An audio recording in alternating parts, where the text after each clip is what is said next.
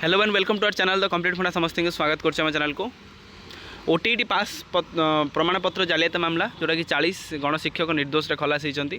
तो पूरा घटना कौन देखा तो हाईकोर्ट रे केस होता।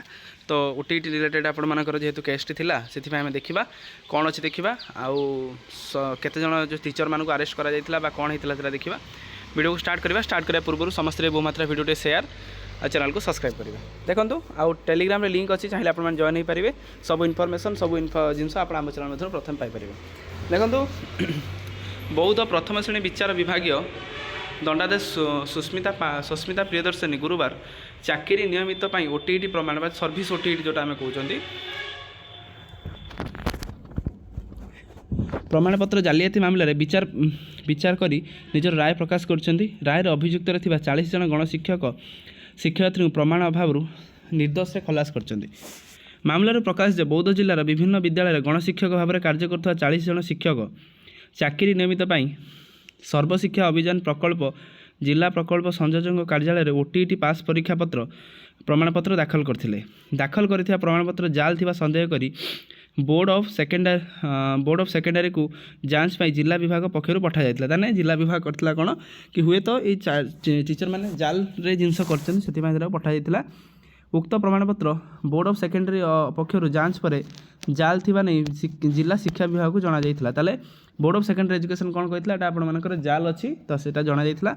उक्त 40 जन ओटीईटी पास प्रमाणपत्र जाल थिबा प्रमाण पाइबा परे तत्कालीन जिला शिक्षा अधिकारी गोंद्रा कुजन को बौद्ध थाना गत 2021 फेब्रुआरी 4 तारिख में लिखित अभियोग करते। ताने डीओ कौन करते ना लिखित अभियोग करते। लिखित अभियोग आधार पुलिस एक मामला रुजु कर घटनार तदंत आरंभ करथिला। परवर्ती समय उक्त मामलाटी बौद्ध प्रथम श्रेणी विचार विभाग दंडादेश अदालत को सिटी केस नंबर 6021 विचार होता।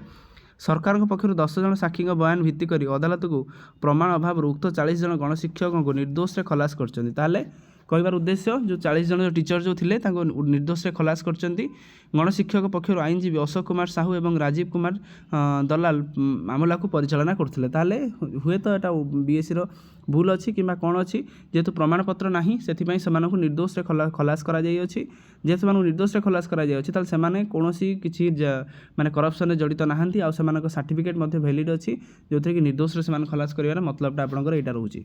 तेणु जो करप्शन केस चलती से शिक्षा विभाग गोटे कार्यानुष्ठान नहीं जेहेतु टाइम टू टाइम शिक्षा विभाग कार्यानुष्ठान निए जो थी कि जदि विभिन्न आप सर्टिफिकेट जांच कराए ये गोटे प्रमाणित सर्टिफिकेट जांच होता कि जांच बेले ये आपंकर धरा पड़ा जे किसी भूल अच्छी कि परवर्ती मुहूर्त में माननीय हाईकोर्ट माननीय कोर्ट आपर रहा जे से निर्दोष खलास करी अछंती।